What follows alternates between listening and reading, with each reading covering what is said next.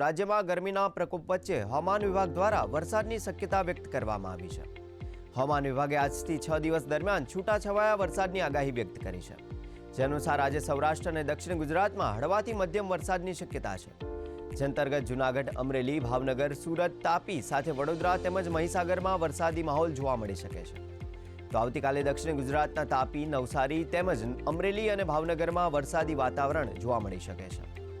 Maximum temperature की बात करेंगे तो आने वाले 7 दिनों के लिए मैक्सिमम टेम्परेचर 9 लाख चेंज में रहेगा और अहमदाबाद और गांधीनगर मैक्सिमम टेम्परेचर रिलाइज की बात करेंगे तो अहमदाबाद में 40.6 और गांधीनगर में 39.8 मैक्सिमम टेम्परेचर रिलाइज हुआ है।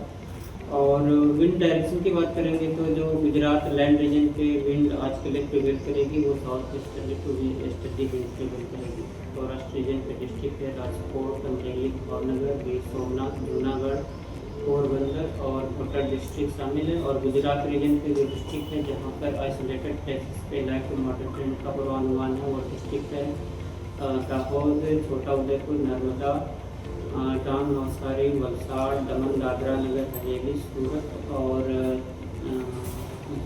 सूरत और तापी डिस्ट्रिक्ट शामिल है जहाँ पर आइसोलेटेड प्लेसेस पे लाइट टू मॉडरेट रेन का